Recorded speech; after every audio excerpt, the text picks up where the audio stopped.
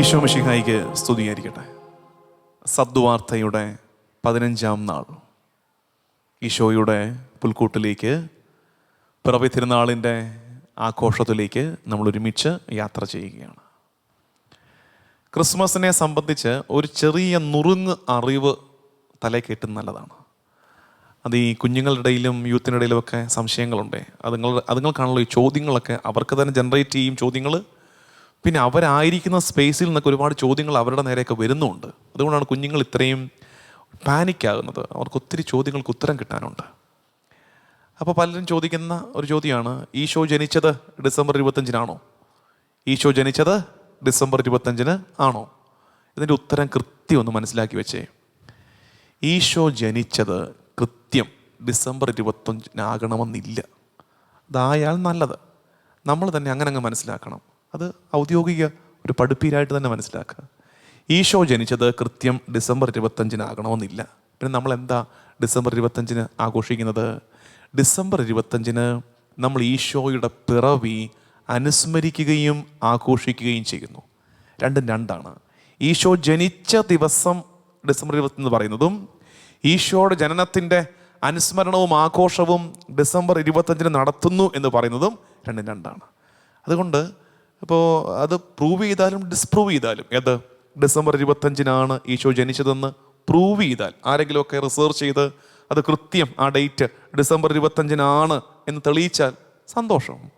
ഇനി ആരൊക്കെയോ കഷ്ടപ്പെട്ടിട്ട് റിസർച്ച് ചെയ്ത് ഡിസംബർ 20-നല്ല ഈശോ ജനിച്ചതെന്ന് പറഞ്ഞാൽ അതിന് ഞങ്ങൾക്ക് യാതൊരു ബുദ്ധിമുട്ടുമില്ല എന്നങ്ങ് പറഞ്ഞേ. കാരണം നമ്മൾ ചെയ്യുന്ന എന്താ?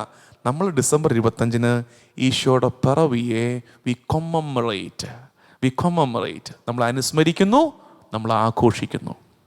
അങ്ങനെയാണ് അതിനെ മനസ്സിലാക്കേണ്ടതെന്ന് ഒന്ന് ഓർമ്മിപ്പിക്കട്ടെ. കാരണം കൺഫ്യൂഷൻസൊക്കെ അവിടെ ഇവിടെയൊക്കെ ചെറുതായിട്ടൊക്കെ വരുന്നതുകൊണ്ട് ഇതിൻ്റെ ഉത്തരം ഒന്ന് മനസ്സിലാക്കി വെക്കേണ്ടത് ഈ കാലത്തിൻ്റെ രീതിക്ക് അത്യാവശ്യമാണ്. ഇനി ഒരു കാര്യം കൂടെ, ഹോംവർക്ക് നേരത്തെ പറയാം. ഇത് ഇന്നത്തെ എപ്പിസോഡുമായിട്ട് ബന്ധപ്പെട്ട ഹോംവർക്ക് അല്ല. എപ്പിസോഡോട് ബന്ധപ്പെട്ട് പ്രത്യേകിച്ച് ഒരു ഹോംവർക്ക് ഉണ്ടാകാൻ സാധ്യതയില്ല. അതുകൊണ്ട് നേരത്തെ കൂട്ടി ഒരു ഹോംവർക്ക് തരാം. ഇത്തവണത്തെ ക്രിസ്മസിന് വീട്ടിൽ വിരുന്നൊരുക്കണം. അത് ചെയ്യേണ്ടതെന്നറിയാമോ? അതായത് നമ്മുടെ വീട്ടിലെ ആഘോഷത്തിലേക്ക് ആരെങ്കിലും കൂടെ ഒന്ന് ഉൾപ്പെടുത്താമോ? ഇപ്പം നമ്മുടെയൊക്കെ ആഘോഷങ്ങൾ ഭയങ്കര എക്സ്ക്ലൂസീവായിട്ട് മാറിപ്പോവുകയാണ്. ഒരു വീട്ടിൽ ക്രിസ്മസ് ആഘോഷിക്കാൻ ആ വീട്ടിൽ അപ്പനും അമ്മയും മക്കളും മാത്രം. അപ്പനും അമ്മയും മക്കളും ഉണ്ടെങ്കിൽ ഭാഗ്യം. അല്ലെങ്കിൽ അവർ മാത്രമുള്ളൊരു ആഘോഷമായിട്ട് മാറുകയാണ്. പണ്ടൊക്കെ നമ്മൾ അങ്ങോട്ടും ഇങ്ങോട്ടൊക്കെ വീടുകളിൽ ഒരുമിച്ച് കൂടുമായിരുന്നു. അപ്പോൾ ഇത്തവണത്തെ ക്രിസ്മസിന് ഞാൻ നിങ്ങളെ റിമൈൻഡ് ചെയ്യുന്ന, ഇപ്പോഴേ പറയുന്നത്, നേരത്തെ കൂട്ടി ആരെങ്കിലുമൊക്കെ വിളിച്ചു.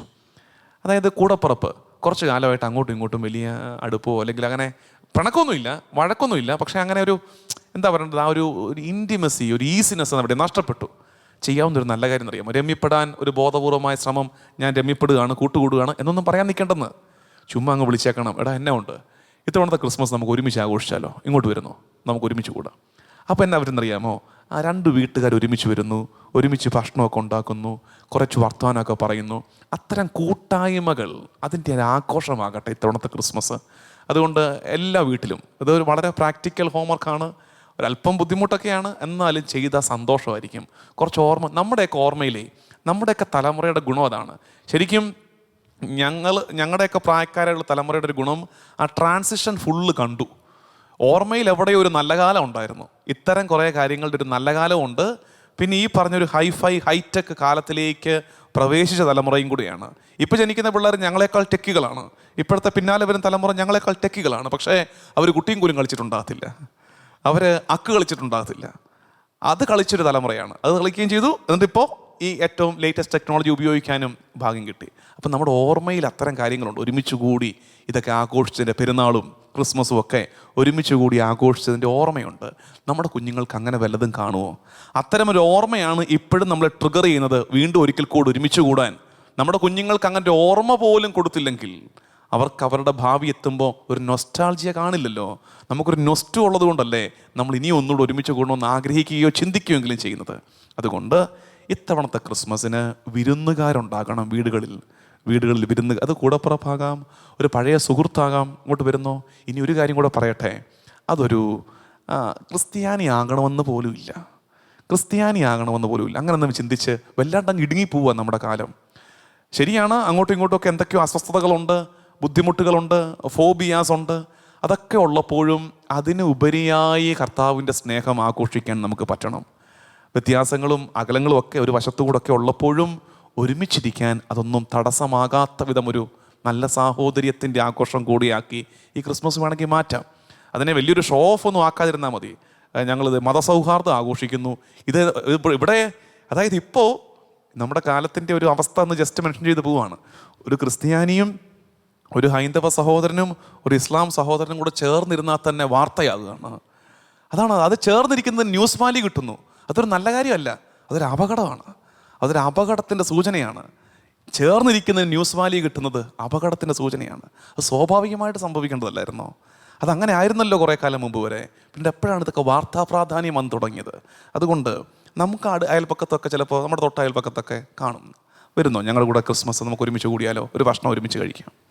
അത്തരം നല്ല സാഹോദര്യത്തിൻ്റെ ഇടങ്ങൾ രൂപപ്പെടുത്തുന്ന കാലം കൂടിയായി ഈ ക്രിസ്മസ് മാറട്ടെ എന്ന് സ്നേഹത്തോടെ ഓർമ്മിപ്പിക്കുന്നു. ഇന്നത്തെ നമ്മുടെ സദ്വാർത്തയുടെ ചിന്തയിലേക്ക് നമുക്ക് പ്രവേശിക്കാം. ബൈബിൾ എടുക്കാം. ഇന്ന് ബൈബിൾ വെച്ച് തന്നെ ഇന്നലെ നമ്മൾ വംശാവലി പഠിച്ചു, അത് മനസ്സിലാക്കി. ഇന്ന് അത്രയല്ലെങ്കിലും എന്നാലും രസമുള്ള, അതായത് നമുക്ക് വലിയ ആശ്വാസം തരുന്ന, ഒരു പ്രതീക്ഷ തരുന്ന ഒരു ഭാഗമാണ് ഇന്നത്തെ ചിന്ത. ബൈബിൾ എടുത്തേ. ലൂക്കായുടെ സുവിശേഷം എടുക്കുക. ഇന്ന് ലൂക്കായും മത്തായും എല്ലാം കൂടെ മിക്സ് ചെയ്താണ് നമ്മൾ ഇന്ന് പഠിക്കാൻ പോകുന്നത്. ലൂക്കായുടെ സുവിശേഷം ബൈബിൾ എടുക്കണേ. ചിലരിങ്ങനെ ബൈബിൾ എടുക്കണമെന്നൊക്കെ പറയുമ്പോഴും ഊറിച്ചിരിച്ച് അവിടെ ഇരിപ്പുണ്ടായിരിക്കും, കേട്ടിട്ടുണ്ട് എന്നുള്ള ഭാവത്തിൽ. അങ്ങനെ വരരുത്. അതങ്ങ് അനുസരിച്ച് അങ്ങ് എടുക്ക്. അത് തുറക്ക്. ലൂക്ക 2:1 ഇങ്ങനെയാണിത്. ലൂക്കാ സുവിശേഷം 2-ാം അധ്യായം 1-ാം വാക്യം. അക്കാലത്ത് ലോകമാസകലമുള്ള, ലോകമെന്നൊക്കെ ഒരല്പം തള്ളിയതാകാനാണ് സാധ്യത, കാരണം റോമിൻ്റെ കീഴിൽ ലോകം മുഴുവൻ വന്നിട്ടില്ല. അപ്പോൾ അക്കാലത്ത് ലോകമാസകലമുള്ള ജനങ്ങളുടെ പേര് എഴുതി ചേർക്കപ്പെടണമെന്ന് അഗസ്റ്റസ് സീസറിൽ നിന്ന് കൽപ്പന പുറപ്പെട്ടു. ക്വിരീനിയോസ് സിറിയായിൽ ദേശാധിപതി ആയിരിക്കുമ്പോൾ ആദ്യത്തെ ഈ പേരെഴുത്ത് നടന്നു. പേരെഴുതിക്കാനായി ഓരോരുത്തരും താങ്കളുടെ നഗരത്തിലേക്ക് പോയി. ജോസഫ് ദാവീദിൻ്റെ കുടുംബത്തിലും വംശത്തിലും പെട്ടവനായിരുന്നതിനാൽ പേരെഴുതിക്കാനായി ഗലീലിലെ പട്ടണമായ നസ്രത്തിൽ നിന്ന് യൂദയായിൽ ദാവീദിൻ്റെ പട്ടണമായ ബേത്ലഹേമിലേക്ക് ഗർഭിണിയായ ഭാര്യ മറിയത്തോടുകൂടി പോയി. മുഴുവൻ ശ്രദ്ധിക്കണം. അതായത് ഇപ്പം ഇവരെവിടെയാ? ഈ ജോസഫും മറിയവും ഇപ്പം എവിടെയാ? ഇത് പറയുന്ന നേരത്തെ എവിടെയാ? നസ്രത്തിൽ. അവിടുന്ന് അവർക്ക് ബേത്ലഹേമിലേക്ക് പോകേണ്ടി വന്ന സാഹചര്യമാണ് ഇവിടെ അവതരിപ്പിച്ചിരിക്കുന്നത്. അഗസ്റ്റസ് സീസർ റോമിൻ്റെ ഭരണാധികാരിയായിരിക്കുന്ന കാലത്തൊരു കൽപ്പന, ലോകമാസകലം സെൻസസ്. ക്വിരീനിയോസ് സിറിയായുടെ ഭരണാധിപതി ആയിരിക്കുമ്പോൾ ഇവർ പോവുകയാണ്. താങ്കളുടെ പട്ടണത്തിലേക്ക് പോകണം. ജോസഫിൻ്റെ പട്ടണം ഏതാ? ബേത്ലഹേമിലേക്ക് ആരും കൂട്ടി പോകുന്നു? മറിയത്തിൻ്റെ അവസ്ഥ എന്താ? ഗർഭിണി, നിറവയറുമായിട്ട് ജോസഫ് മറിയും കൂടെ പോവുക. എന്താ അത്യാവശ്യമെന്ന് അറിഞ്ഞില്ലേ? സെൻസസിന് പോവുകയാണ്, പേരെഴുതി ചേർക്കാൻ പോവുകയാണ്. അപ്പോൾ ഒന്ന് ഓർത്ത് നോക്കി, ഇന്നത്തെ കാലമായിരുന്നെങ്കിലും ഉണ്ടല്ലോ, നമ്മൾ പറയത്തില്ലേ ആ ഡോക്യുമെൻ്റ് ഉണ്ടാക്കണം, ഈ ഡോക്യുമെൻ്റ് ഉണ്ടാക്കണം എന്നൊക്കെ പറയും. ഇടയ്ക്കിടയ്ക്ക് ഓരോ ഡോക്യുമെൻ്റ് വരുമല്ലോ, ഇതൊന്ന് പോകണം. അപ്പോൾ ഈ അവസ്ഥയുമാണ്. ഈ പോകുന്ന വഴിക്ക് ജോസഫും മറിയ ആയതുകൊണ്ട് പള്ളു പറഞ്ഞിട്ടൊന്നും ഉണ്ടാകത്തില്ല. പാവങ്ങളും മിണ്ടാതെ കൊന്തയിലും തമാശ പറഞ്ഞാണ്. ആ ദൈവവിചാരത്തോടെ സങ്കീർത്തനങ്ങളൊക്കെ ചൊല്ലിക്കൊണ്ട് അതുങ്ങളിങ്ങനെ പോയി കാണും. നമ്മളായിരുന്നെങ്കിലുണ്ടല്ലോ, നമ്മൾ ഈ പോകുന്ന വഴിക്ക് അഗസ്റ്റസ് സീസറിനെയും ക്വിരീനിയോസിനെയും ഒരു 100 തവണ ശപിച്ചേനെ. ഓരോരുത്തന്മാരൊക്കെ വന്നോളും, ഓരോ പരിഷ്കാരങ്ങളും കൊണ്ട് ഇറങ്ങിക്കോളും. ഇത് ഞങ്ങളെ ബോധപൂർവം പീഡിപ്പിക്കാൻ വേണ്ടിയിട്ടാണ്, ഞങ്ങളെ കഷ്ടപ്പെടുത്താൻ വേണ്ടിയിട്ടാണ് എന്നൊക്കെ പറഞ്ഞ് പ്രാഗിയായിരിക്കും നമ്മൾ ആ വഴിയെ പോകാൻ സാധ്യതയുള്ളത്. നമ്മൾ ഓർക്കണമെന്ന് അറിയാമോ? ശരിയായിരിക്കും, അയാളുടെ ഒരു ആഗ്രഹം, എൻ്റെ കീഴിൽ ഇത്രയും പേര്, അങ്ങനെയൊക്കെ കാണും. അഗസ്റ്റസ് സീസറിന് അങ്ങനെ ഒരു ഉദ്ദേശം കൂടെ കാണും. എൻ്റെ കീഴിൽ ഓരോ പ്രവിശ്യയിലും ഓരോ പ്രൊവിൻസിലും ഇത്ര പേരുണ്ട് എണ്ണം പറഞ്ഞ് അയാളെ തന്നെ ഒന്ന് ബോസ്റ്റ് ചെയ്യാനുള്ളൊരു അവസരമായിരുന്നിരിക്കാം സെൻസസ്, ഹൂ നോസ്. പക്ഷേ ഒരു പീഡനം, ഒരു ഞെരുക്കം, ഒരു അധികാരി നമ്മുടെ മേൽ അധികാരം സ്ഥാപിക്കുന്നു, ബുദ്ധിമുട്ടിക്കുന്നു. അങ്ങനെയൊക്കെ നമുക്ക് ലോകത്തിൻ്റെ കണ്ണിക്കൂടെ നോക്കുമ്പോൾ കാണാം. നസ്രത്തിൽ കിടന്ന ജോസഫിനെയും മറിയത്തിനെയും അഗസ്റ്റസ് സീസർ എവിടെ കൊണ്ടിടുന്നു? ബേത്ലഹേമിൽ കൊണ്ടുപോകുന്നു. അപ്പോൾ നമുക്ക് അതിന് ഉത്തരം വേണം. എന്തിന്? അതിൻ്റെ ഉത്തരമാണ് മത്തായിയുടെ സുവിശേഷം എടുക്കുക. മത്തായിയുടെ സുവിശേഷം 2-ാം അധ്യായം, മത്തായി 2-ാം അധ്യായം 5-ാം വാക്യം. അവർ പറഞ്ഞു, ആര്? ഹെറോദോസിൻ്റെ അരമനയിലെ ജ്ഞാനികൾ, വിവരമുള്ളവർ, പണ്ഡിതർ, അവർ പറയുകയാണ്. അവർ പറഞ്ഞു, യൂദയായിലെ ബേത്ലഹേമിൽ. എവിടെ ജനിക്കണം? മിശിഹ എവിടെ ജനിക്കണം? യൂദയായിലെ ബേത്ലഹേമിൽ. എന്നിട്ട് പറയുന്നു, പ്രവാചകൻ എഴുതിയിരിക്കുന്നു, യൂദയായിലെ ബേത്ലഹേമേ, നീ യൂദയായിലെ പ്രമുഖ നഗരങ്ങളിൽ ഒട്ടും താഴെയല്ല. എൻ്റെ ജനമായ ഇസ്രായേലിനെ നയിക്കാനുള്ളവൻ നിന്നിൽ നിന്നാണ് ഉത്ഭവിക്കുക. അപ്പം മിശിഹ എവിടെ ജനിക്കണം?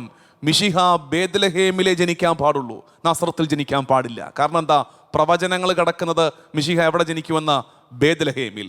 ബേത്ലഹേമിൽ എങ്ങനെ മിശിഹ ജനിക്കും? കാരണം യൗസേപ്പ് മറിയ എവിടെ കിടക്കുകയാണ്? നസ്രത്തിൽ കിടക്കുകയാണ്. പിന്നെ എങ്ങനെ ബേത്ലഹേമിൽ മിശിഹ ജനിക്കും? അവരെ ബേത്ലഹേമിലേക്ക് എത്തിക്കാൻ ഭൂമിയിലെ അധികാരിയിലൂടെ പീഡനമെന്ന് തോന്നിപ്പിക്കുന്ന ഒരു നടപടി ഉണ്ടാവുകയും ആ നടപടിയുടെ ഫലമായി നസ്രത്തിൽ കിടന്നവർ ബേത്ലഹേമിൽ എത്തുകയും ബേത്ലഹേമിൽ മിശിഹ പിറക്കുകയും ചെയ്തു. പ്രവചനം പൂർത്തിയാകുന്നു. നോക്കിക്കേ, എന്തൊരു പ്ലാനാണ് ആ വർക്കൗട്ട് ചെയ്തത്. ദൈവം എന്തൊരു പ്ലാനാണ് ഈ വർക്കൗട്ട് ചെയ്തത്. ആദ്യത്തെ കാഴ്ചയിൽ പ്രത്യക്ഷത്തിൽ പീഡനമെന്നും ദ്രോഹമെന്നും തോന്നിപ്പിക്കുന്ന കാര്യങ്ങളിൽ കൂടെ പോലും ദൈവത്തിൻ്റെ പദ്ധതി നടപ്പിലാക്കാൻ ശക്തിയുള്ള അധികാരമുള്ളൊരു ദൈവമാണ് നമ്മുടെ ദൈവമെന്ന് തിരിച്ചറിയണേ പ്രിയമുള്ളവരെ. ഇനിയുണ്ട് ഈ പ്രവചനമൊക്കെ എവിടെ കിടക്കുന്നറിയാൻ വേണ്ടി അറിയാമല്ലോ, മുമ്പ് ഞാൻ പറഞ്ഞു തന്നിട്ടുണ്ട് എന്താ ചെയ്യേണ്ടത്. ഇപ്പം നോക്കിക്കേ, മത്തായി 2:6 ഇത് കിടക്കുന്നത്. അപ്പോൾ താഴേക്ക് നോക്കണം. താഴെ ഫുട് നോട്ട് കിടക്കുന്ന കണ്ടോ? മത്തായി 2:6 ഏറ്റവും താഴെ, ഫുട് നോട്ടിൽ ഏറ്റവും താഴെ മത്തായി 2:6. അതെവിടെ കിടപ്പുണ്ടെന്ന് താഴെയുണ്ട്. മിക്ക 5:2 2 സാമുവൽ 5:2 ഒക്കെ ഈ റെഫറൻസ് ഉണ്ട്. എന്ത് റെഫറൻസ്? ബേത്ലഹേമിൽ മിശിഹ ജനിക്കണം. അപ്പോൾ നമ്മൾ ഇപ്പോൾ എവിടെ എത്തി? ബേത്ലഹേമിൽ മിശിഹ ജനിച്ചു. സമാധാനം, സ്വസ്ഥത. അവിടെ ഒന്ന് ജനിച്ച് ഒന്ന് സെറ്റിൽഡ് ആയിട്ടൊക്കെ വരികയാണ്. അപ്പോൾ ദേ അടുത്തത് എന്താ കാര്യം? ഹേറോദോസ് 2 വയസ്സിന് താഴെയുള്ള പിള്ളേരെ കൊല്ലാൻ കൽപ്പനയിടുന്നു. അപ്പോൾ ദൂതൻ വന്നിട്ട് ജോസഫിനോട് പറയുന്നു, ഈജിപ്തിലോട്ട് ഓടിക്കൂ. ഇത് കേട്ടപാടെ കൊച്ചിനെയും അമ്മയും വാരിക്കൂട്ടിയെടുത്ത് പാവം പിടിച്ച് ജോസഫ് ഓടുകയാണ് ഈജിപ്തിലേക്ക്. ഈ പോകുന്ന വഴിക്ക് വീണ്ടും ആവർത്തിക്കുന്നു, ജോസഫും മറിയവും ആയതുകൊണ്ട് ഒരു വള്ളും പറഞ്ഞു കാണത്തില്ല. അത് നിങ്ങൾക്ക് ദൈവത്തിൻ്റെ പദ്ധതിയിൽ വിശ്വാസമുണ്ട്. നമ്മളായിരുന്നെങ്കിൽ ഈ പോകുന്ന വഴിക്ക് പറഞ്ഞുകൊണ്ടിരുന്നതിന് എന്ത് അത്യാവശ്യം, ഇവനൊക്കെ എന്തിൻ്റെ ബുദ്ധിമുട്ടാണ് ഈ ഹെറോദോസിന്, എന്തിനാ ഇപ്പം ഇങ്ങനെ 2 വയസ്സിന് താഴെയുള്ള പിള്ളേരെല്ലാം കൂടെ കൊല്ലാൻ കൽപ്പനയിടുന്നു, ഞങ്ങളെ കിട്ടി ഓടിക്കേണ്ട കാര്യമുണ്ടോ? ആ കൂട്ടത്തിൽ ദൈവത്തോടും പറയും, ദൈവത്തിൻ്റെ മകനാന്ന് പറഞ്ഞ് തന്നതാ, എന്നിട്ട് സമാധാനമുണ്ടോ, സ്വസ്ഥതയുണ്ടോ? ഓട്ടമാണ്. പോകുന്ന വഴിക്ക് പോവുക. എങ്ങോട്ട് പോയി? ഈജിപ്തിൽ കൊണ്ടുപോയി കയറ്റി. അപ്പം നമ്മൾ ഓർക്കുമ്പോൾ എന്തൊരു കഷ്ടമല്ലേ, എന്തൊരു കഷ്ടമായി ദുരിതം പിടിച്ച ജീവിതം. ഒന്ന് തീരുമ്പോൾ അടുത്തത്. നമ്മുടെയൊക്കെ സ്ഥിരം ഡയലോഗല്ലേ, ഒന്ന് തീരുമ്പോൾ അടുത്തത്. ദൈവവിചാരമുണ്ട്, പ്രാർത്ഥനയുണ്ട്, സമാധാനം തരുന്നില്ലോ എൻ്റെ കർത്താവ്, നീ തന്നെ ഓരോരുത്തരെയൊക്കെ നീ തന്നെ വഴിയിൽ ഒരുക്കി വെച്ച് ഞങ്ങൾ ഇങ്ങനെ ഓടിക്കാൻ വേണ്ടി ഓരോരുത്തരെ ഒരുക്കി വെച്ചിട്ടുണ്ടല്ലോ എന്നൊക്കെ തോന്നും. പക്ഷേ ആ തോന്നലിൻ്റെ ഒടുക്കം വായിക്കേണ്ടത് എടുത്ത് മത്തായി 2:15 എന്തിന് അവർ ഈജിപ്തിലേക്ക് പോയി? 2:15 അവസാനം 2:15 എടുത്തേ. ഹെറോദോസിൻ്റെ മരണം വരെ അവിടെ വസിച്ചു. എന്നിട്ട് ബാക്കി, ഈജിപ്തിൽ നിന്ന് ഞാൻ എൻ്റെ പുത്രനെ വിളിച്ചു എന്ന് പ്രവാചകനിലൂടെ കർത്താവ് അരുളി ചെയ്തത് പൂർത്തിയാകാനാണ് ഇത് സംഭവിച്ചത്. ഈജിപ്തിൽ നിന്ന് ഞാൻ എൻ്റെ പുത്രനെ തിരികെ വിളിച്ചു. അപ്പോൾ പുത്രനെ അങ്ങോട്ട് പോകണം, ആദ്യം ഈജിപ്തിലേക്ക് പോകണം, അവിടുന്ന് തിരികെ വിളിക്കണം എന്ന പ്രവചനം കിടപ്പുണ്ട്. നോക്കിക്കേ, വീണ്ടും ഹെറോദോസിൻ്റെ തലയിൽ ഒരൊറ്റ ബുദ്ധി ഉദിച്ചു, 2 വയസ്സിന് താഴെയുള്ള പിള്ളേരെ എല്ലാം കൊന്നുകളഞ്ഞേക്കാം. അപ്പോൾ തിരുക്കുടുംബം എങ്ങോട്ട് ഓടുന്നു? ഈജിപ്തിൽ. അപ്പം നമുക്ക് തോന്നുന്നു എന്തിനാണ് ഈ പെടാപ്പാട്? പ്രവചനം പൂർത്തിയാവുകയാണ്. ഹെറോദോസിലൂടെ പോലും പ്രവചനം പൂർത്തിയാവുകയാണ്. ദൈവത്തിൻ്റെ പദ്ധതി, അവൻ്റെ പ്ലാൻ എക്സിക്യൂട്ട് ചെയ്യപ്പെടുകയാണ്. എന്ത് രസമായിട്ട് അത് കണക്ട് ചെയ്തിരിക്കുന്നു നോക്കിക്കേ. ഇനിയും അടുത്തത്, അപ്പോൾ ഇത് ഏത് വാക്യമാണെന്ന് നേരത്തെ പറഞ്ഞ പോലെ താഴോട്ട് നോക്കിക്കേ. ഇതിപ്പോൾ ഏതാണ് വാക്യം? 2:15 മത്തായി 2:15 താഴെ നോക്കണം. 2:15 നോക്കുമ്പം എവിടെയാണത് കിടക്കുന്നത് മനസ്സിലാകും. നോക്കിക്കേ, ഹോസിയ 11:1. ഹോസിയ 11:1 ആ പറഞ്ഞിരിക്കുന്നത്. ഈജിപ്തിൽ ഞാൻ എൻ്റെ പുത്രനെ തിരികെ വിളിച്ചു. അടുത്തത്, ഈജിപ്തിൽ വെച്ച് അവരറിഞ്ഞു ഹെറോദോസ് മരിച്ചു. അപ്പം നമ്മളും ആദ്യമായിട്ട് കേൾക്കണം ഇതൊക്കെ. ഹെറോദോസ് മരിച്ചു. നമ്മളും തിരുക്കുടുംബം ഓർക്കും സമാധാനം. ഇനിയെങ്കിലും ഇറങ്ങിപ്പോകുന്നിടത്തോട്ട് തിരിച്ചു പോകാമല്ലോ. എങ്ങോട്ടാണ് ഇനി ഇറങ്ങി വന്നിടുന്ന? ബേത്ലഹേമിൽ നിന്ന്. അവിടെ നിന്നല്ലേ ഇറങ്ങി ഓടിയത്. രാത്രിയിൽ കെട്ടും പാണ്ടും എടുത്ത് ഓടിയതാ. അധികം ഒന്നും എടുക്കാൻ പറ്റിയില്ല. സാധനമൊക്കെ അവിടെ കിടക്കുക, സെറ്റിയൊക്കെ അവിടെ കിടക്കുക. ഒരു ബെഡ്ഷീറ്റിനകത്ത് വാരിക്കൂട്ടാവുന്നതേ വാരിക്കൂട്ടി എടുത്തുള്ളൂ. തിരിച്ചങ്ങോട്ട് ചെല്ലണമല്ലോ, സമാധാനത്തോടെ പോവുകയാണ്. പോകുമ്പോൾ ഉടനെ അറിയിപ്പ് വരുന്നു. എന്ത്? അപ്പനേക്കാൾ ദുഷ്ടനായ ഒരുത്തനായി ഇപ്പം സിംഹാസനത്തിൽ കയറിയിരിക്കുന്നത്. ആര്? അർക്കലാവോസ്. അർക്കലാബോസ്. ഹെർദോസിന്റെ 3 മക്കളിൽ ഒരുത്തൻ അർക്കലാബോസ് ഭരിക്കുന്നു. അതുകൊണ്ട് ഇനി ബേത്ലഹേമിലേക്ക് ഒരു പോക്കില്ല.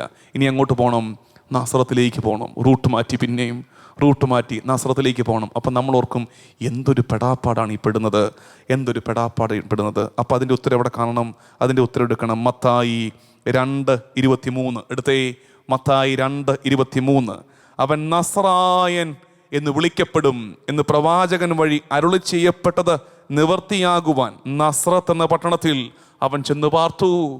അവൻ നസ്രായൻ എന്ന് വിളിക്കപ്പെടണം, നസ്രായൻ എന്ന് വിളിക്കപ്പെടണം എന്ന പ്രവചനം പൂർത്തിയാകാൻ നസ്രത്ത് എന്ന പട്ടണത്തിൽ അവൻ ചെന്ന് പാർത്തു.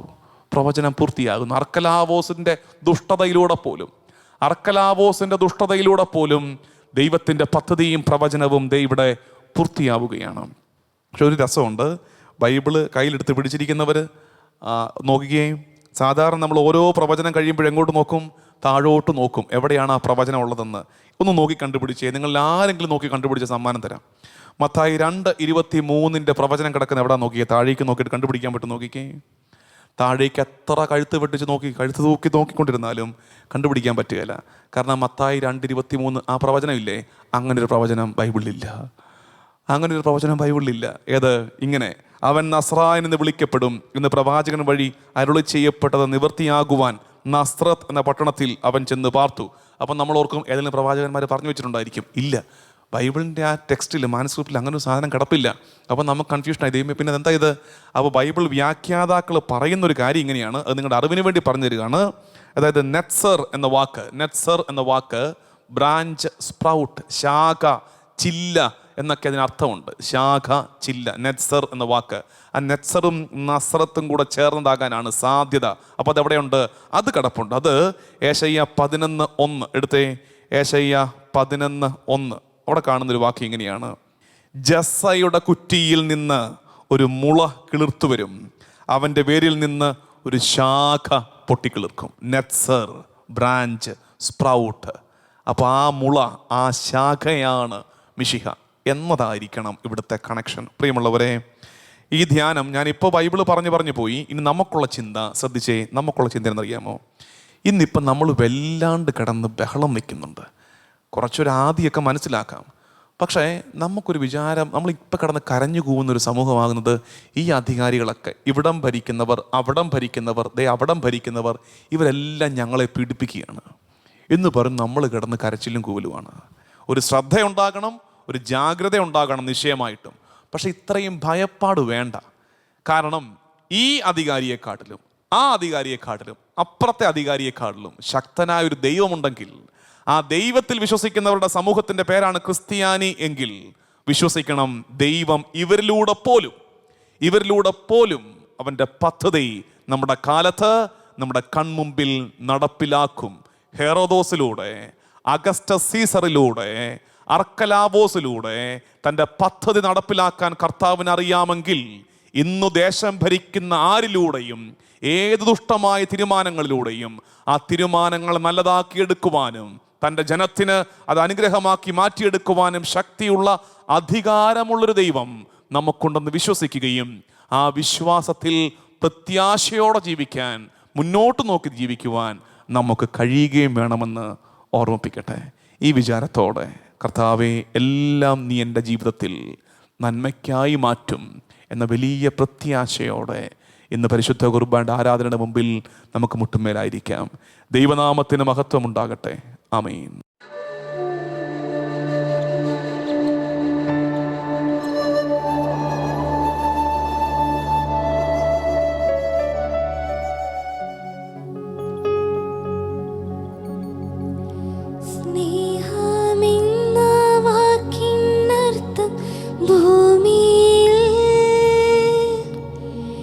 ജീവിതം കൊണ്ടങ്ങു പൂർത്തിയാക്കുമ്പോൾ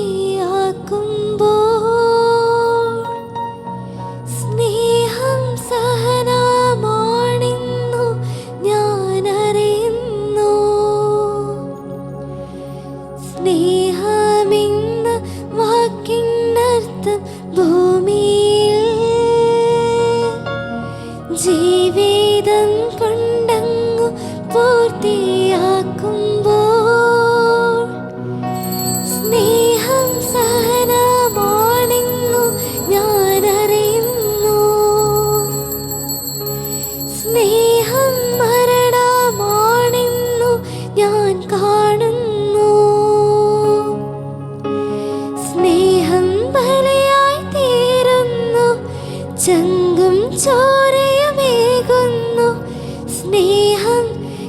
കുരിശിൽ പൂർണ്ണമാകുന്നു. സ്നേഹം കുർബാനയായി മാറുന്നു.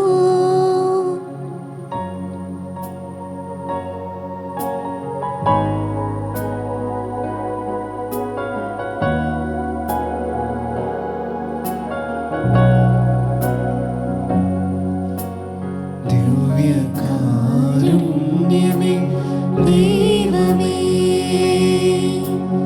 ദിവ്യകാരുണ്യമേ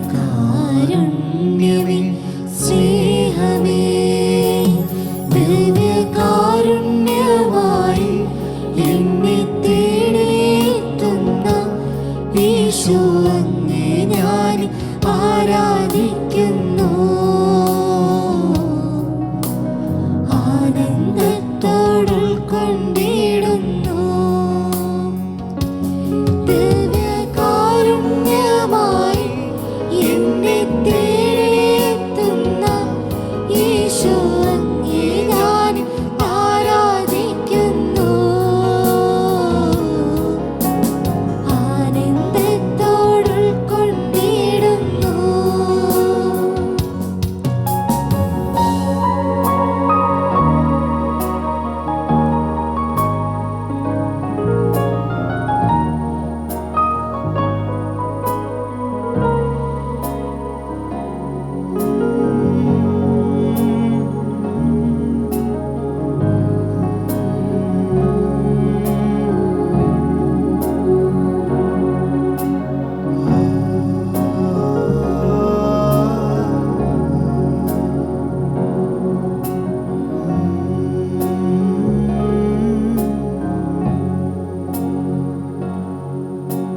സ്നേഹമെന്ന വാക്കിനർത്ഥം ഭൂമിയിൽ ജീവിതം കൊണ്ടങ്ങോ പൂർത്തിയാക്കുമ്പോൾ സ്നേഹം സഹനമാണെന്നോ ഞാൻ അറിയുന്നു. സ്നേഹം മരണമാണെന്നോ ഞാൻ കാണുന്നു. സ്നേഹം ബലിയായി തീരുന്നു, ചങ്കും ചോരയുമേകുന്നു. സ്നേഹം കുരിശിൽ പൂർണ്ണമാകുന്നു. സ്നേഹം കുർബാനയായി മാറുന്നു. സ്നേഹം ബലിയായി തീരുന്നു, ചങ്കും ചോരയുമേകുന്നു. സ്നേഹം കുരിശിൽ പൂർണ്ണമാകുന്നു. സ്നേഹം കുർബാനയായി മാറുന്നു. ഈശോയെ, സ്നേഹമേ, നിനക്ക് ആരാധന. കർത്താവേ, കാലിത്തൊഴുത്തിൽ നീ പിറന്നു വീണപ്പോ പിള്ളക്കച്ചയിൽ മറിയം പൊതിഞ്ഞത് ദൈവത്തിൻ്റെ സ്നേഹത്തെ ആയിരുന്നല്ലോ. കാൽവരിയിൽ പ്രാണനെ സ്ലീവായിൽ സമർപ്പിച്ചിട്ട് നിന്റെ ഉടല് കുരിശിൽ നിന്നെടുത്ത് മറിയത്തിൻ്റെ മടിയിൽ കിടത്തിയപ്പോ അവൾ വീണ്ടും പൊതിഞ്ഞു പിടിച്ചത് ആ സ്നേഹത്തെയാണല്ലോ. ഈശോ, 33 ആണ്ടുകൾ കൊണ്ട് നീ ജീവിച്ചു കാട്ടിയത് സ്നേഹം. ആ സ്നേഹത്തെ അന്ത്യത്തോളം ഞങ്ങൾ കാണാനായി നീ സ്ഥാപിച്ചത് ഈ പരിശുദ്ധ കുർബാന. ഓരോ തവണയും പരിശുദ്ധ കുർബാനയിലേക്ക് നോക്കുമ്പോൾ ഞങ്ങൾ കാണുന്നത് സ്നേഹം. ദൈവജനമേ, കരങ്ങൾ ചെറുതായി കർത്താവിലേക്ക് തുറന്നു പിടിക്കാം. സ്നേഹത്തെ ജീവിച്ചു കാട്ടിയവന്റെ മുമ്പിൽ ആ സ്നേഹത്തണലിൻ്റെ ചാരത്ത് നമുക്കിരിക്കാം. കർത്താവേ, സ്നേഹം വറ്റിപ്പോകുന്ന ഒത്തിരി അനുഭവങ്ങളുടെ നടുക്കാണ് ഞങ്ങൾ. സ്നേഹരാഹിത്യത്തിന്റെ വെയിലേറ്റ് വാടിത്തളർന്ന് ഈ സ്നേഹമരത്തണലിൽ ഞങ്ങൾ വന്നിരിക്കുകയാണ്. ഈശോയെ, ദൈവജനമേ, കർത്താവിങ്കിലേക്ക്, ദിവ്യകാരുണ്യത്തിങ്കിലേക്ക് നോക്കി ഒരിക്കൽ കൂടെ മനസ്സറിഞ്ഞ് സ്നേഹമെന്ന വാക്കിനർത്ഥം ഭൂമിയിൽ ജീവിതം കൊണ്ട് അങ്ങ് പൂർത്തിയാക്കി കാണിച്ചല്ലോ കർത്താവേ.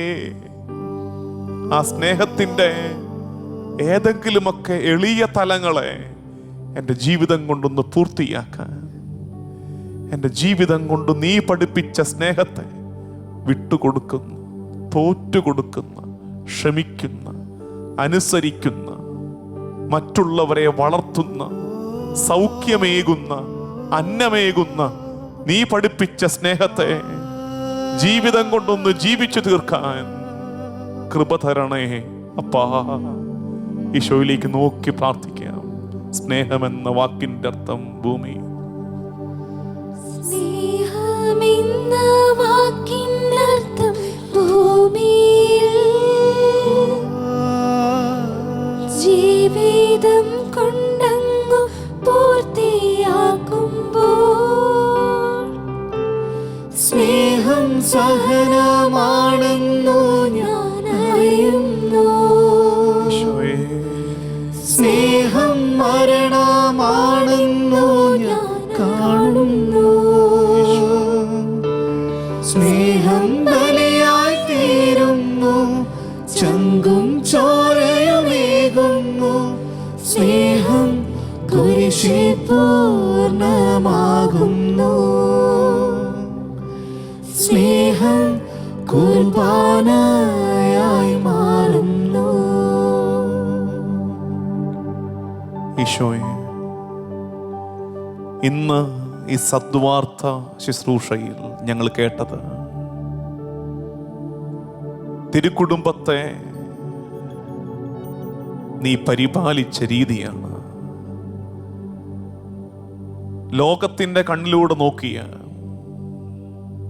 ഓരോ തീരുമാനവും അവരെ ദ്രോഹിക്കാൻ ഭൂമിയിലെ അധികാരികൾ എടുത്തതുപോലെ തോന്നും. അഗസ്റ്റസ് സീസറും ഹെറോദോസും അർക്കലാവോസും ഒക്കെ. പക്ഷേ അവർക്കൊരു അഭയശിലയുണ്ടായിരുന്നു. ദൈവത്തിന് മുമ്പാകെ നീതിമാനായി ജീവിച്ച യൗസേപ്പിനും ഇതാ കർത്താവിന്റെ ദാസി എന്ന് പറഞ്ഞ് ദൈവതിരഹിതത്തിന് പൂർണ്ണമായും കീഴ്പ്പെട്ട മറിയത്തിനും ഒരു തടങ്കൽ പാറയുണ്ടായിരുന്നു. ലോകത്തിന്റെ കാറ്റിൽ വീണു പോകാതിരിക്കാൻ, ഈ ഭൂമി ഒരുക്കുന്ന പീഡനങ്ങളുടെ മുമ്പിൽ വാടിപ്പോകാതിരിക്കാൻ അവർക്കായി ദൈവമേ നീ തടങ്കൽ പാറയായി ഇറങ്ങി വന്നല്ലോ. ഈശോ, എൻ്റെ ജീവിതത്തിലും സമാനമായ അനുഭവങ്ങളിലൂടെ ഞാൻ കടന്നു പോകാറുണ്ട്.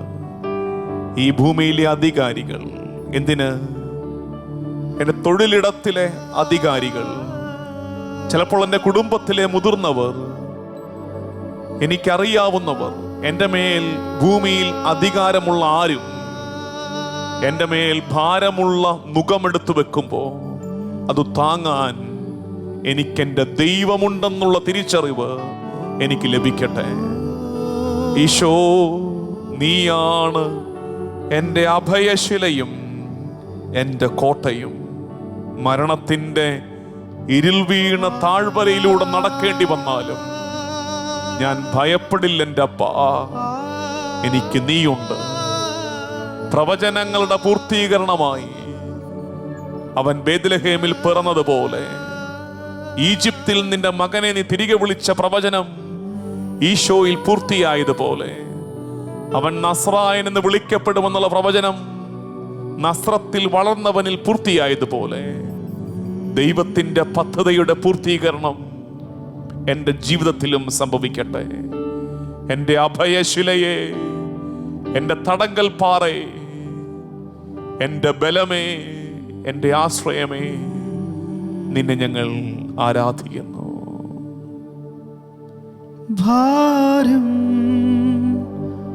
വലിയതോ നോകം താങ്ങുവാൻ കഠിനമോ?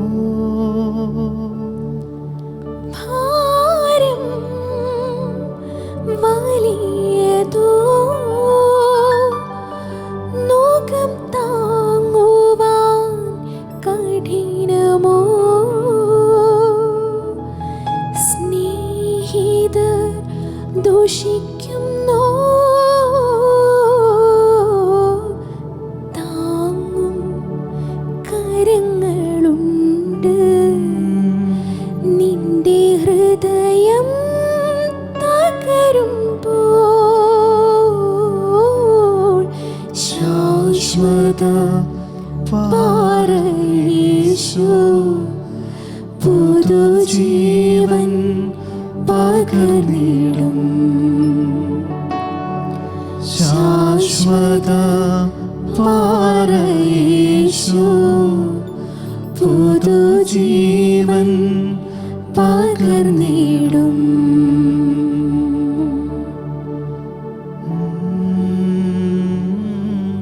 ഈശോയെ, എൻ്റെ മേൽ ഭൂമിയിൽ അധികാരമുള്ളവർ എൻ്റെ മേലും എൻ്റെ കുടുംബത്തിൻ്റെ മേലും നിന്റെ സഭയുടെ മേലുമൊക്കെ ഭൂമിയിൽ അധികാരമുള്ളവർ എടുക്കുന്ന ചില തീരുമാനങ്ങൾ വ്യക്തി എന്ന നിലയിലും സഭ എന്ന നിലയിലും ഞങ്ങളെ ഭയപ്പെടുത്തുകയും പരിഭ്രാന്തരാക്കുകയും ചെയ്യുന്ന ഈ കാലത്ത് അവരെ ഏൽപ്പിക്കുന്ന മുറിവുകൾ നിന്റെ വചനത്താൽ സുഖപ്പെടട്ടെ. എൻ്റെ കർത്താവേ, ഏറെ മുറിവുകൾ എൻ്റെ ജീവിതത്തിൽ ഉണ്ടായിട്ടുണ്ട്. ദൈവജനമേ, പൂർവകാലത്ത് മറ്റുള്ളവരാ ഒരു വേള നമ്മുടെ പീഡകർ എന്ന് നമ്മൾ വിചാരിച്ചു പോയവരാൽ നമുക്ക് ഏൽപ്പിക്കപ്പെട്ട മുറിവുകളെ ഓർത്തെടുക്കാം. പല മുറിവുകളും ഇപ്പോഴും ഉണങ്ങാതെ രക്തം കിനിയുന്നതായി ശേഷിക്കുന്നുണ്ട്. ഈശോ, നിന്റെ തിരുവചനവും നിന്റെ സാന്നിധ്യവും ഈ ലോകവും ഭൂവാസികളും ഞങ്ങൾ കേൾപ്പിച്ച മുറിവുകളെ സുഖപ്പെടുത്തട്ടെ. കർത്താവേ, നിന്റെ ഈ സാന്നിധ്യം ഞങ്ങൾക്ക് സൗഖ്യമായി മാറട്ടെ. പൂർവകാലത്ത് വന്നു ഭവിച്ച മുറിവുകളെ നിന്റെ സാന്നിധ്യത്താലും നിന്റെ തിരുവചനത്താലും നീ സുഖപ്പെടുത്തണമേ എന്ന് പ്രാർത്ഥിച്ച് ഈശോയുടെ ആശീർവാദം സ്വീകരിക്കാൻ നമുക്കൊരുങ്ങാം.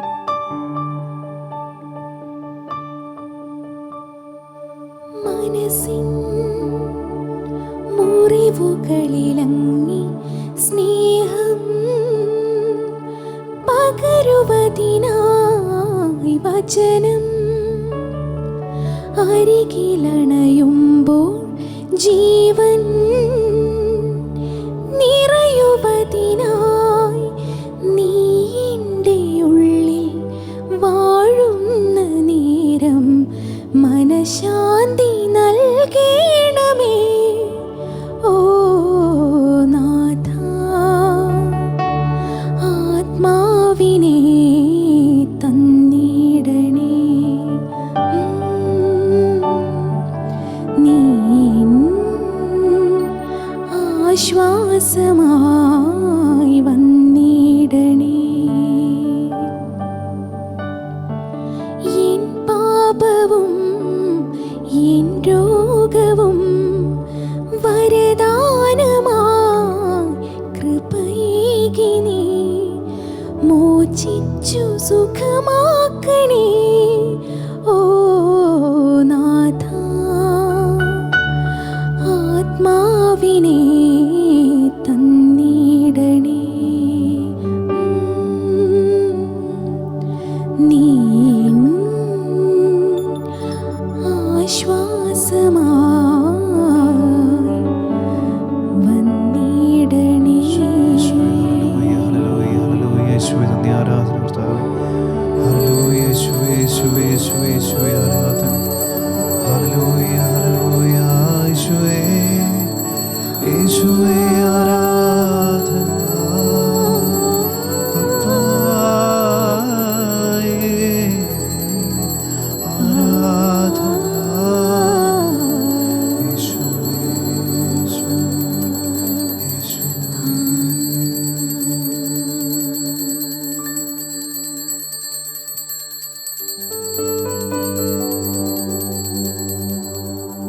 പരിശുദ്ധ പരമമാ ദിവ്യകാരുണ്യമേ, എന്നുമെന്നും അങ്ങേയ്ക്കാരാധന. പരിശുദ്ധ പരമമാ ദിവ്യകാരുണ്യമേ, എന്നുമെന്നും അങ്ങേയ്ക്കാരാധന. പരിശുദ്ധ പരമമാ ദിവ്യകാരുണ്യമേ, എന്നുമെന്നും അങ്ങേയ്ക്കാരാധന.